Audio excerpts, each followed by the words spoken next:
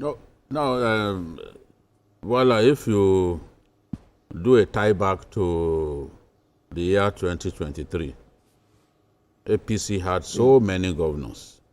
Apart from having plenty of governors, there were the 5 governors of PDP who were working with Wike, who also did not support the candidate of their party. So effectively, APC had, that was President Tinubu, had no less than 25 governors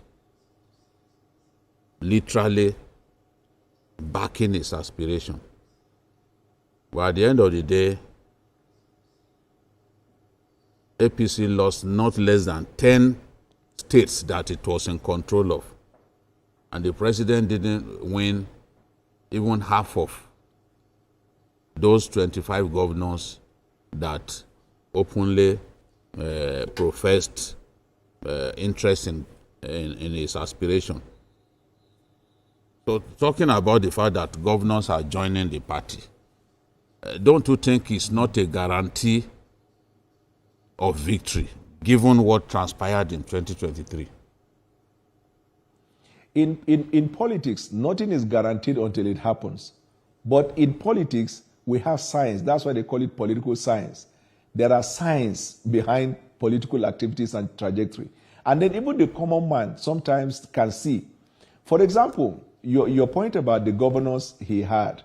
You see, in 2023 election, it was not President Bwala Tinubu that was in the driver's seat, so to speak. He was a candidate.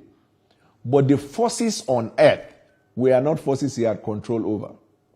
And there are activities that have happened in the build-up to the election that were clear enough to suggest that President Bwala Tinubu was actually contesting against forces. This is without prejudice to the fact that I was on the other side and I knew the number of governors of APC that were supporting us. So that's why I say in politics, nothing is guaranteed. And at that time, the reason for which some of the governors were doing that is because if you look at the optics that surrounded that election, it is very easy for you to believe. People came together and ran for primaries. He won. Some of them were aggrieved. He is not running for primaries now. Everybody is under the umbrella. That's point number one.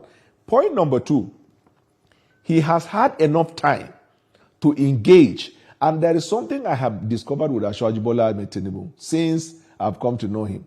You know this thing they call political vendetta? He doesn't do it. Look around him, his government and everybody around him. Over 70% of the people were like prodigal sons and daughters who have left him. So why is it that when they go, they stay come back? There must be something about his governance and politics strategy that tells that your future can be achieved by coming under his tutelage. And there are many. They are not hidden people that you can see. Now, but there is not a single politician now incomparable to President Bwala Tinubu that you will say people that have abandoned him came together. He's the only person that has them.